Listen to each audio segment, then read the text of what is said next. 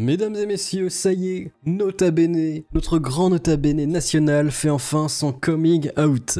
Il assume qu'il a un agenda politique et il va nous le dire. On était étonnés, on ne savait pas. On va regarder ça, Nota Bene, on rappelle, youtubeur le plus musclé après Thibaut InShape, c'est vérifiable. Rick, balance le générique. Je suis giga, des nanos, ils peuvent pas me voir comme si j'ai l'anneau. SO la 7 chaque jour, je sais rien sans le lobby, je la continentale et la forme du classe. Dans le complot comme la NBC, je suis dans ma gauche, je fais des SPC, j'arrête chinois comme la HSBC. Écoutons Nota Bene, qui avance son agenda politique, à votre avis, de droite ou de gauche? Faites le pari dans les commentaires. Je sais pas, des Gaulois au franc, ou de Charles Martel à Jeanne d'Arc, pour ne citer que.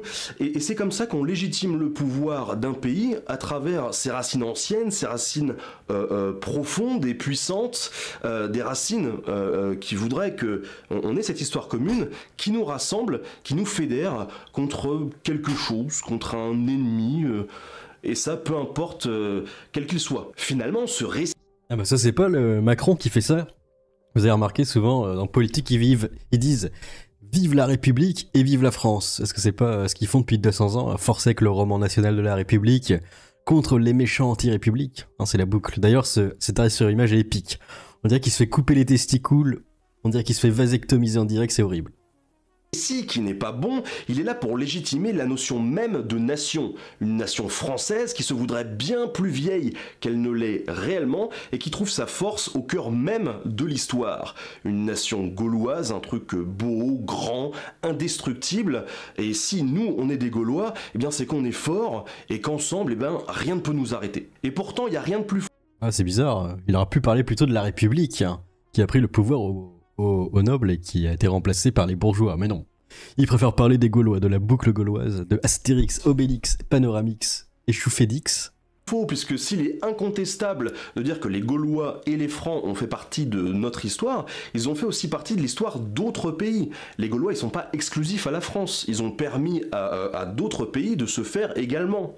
Et pour une bonne partie des Français, eh bien, ils sont pas nos ancêtres tout court, puisque notre pays, ça fait bien longtemps qu'il est soumis à ce mélange des cultures et à ces échanges avec le monde. Alors devenir français, est-ce que ça veut dire devoir se couper de ses racines? Moi, je ne pense pas. Je ne pense pas, puisque je pense que notre pays doit se nourrir de cette diversité, et c'est ça qui fait sa richesse.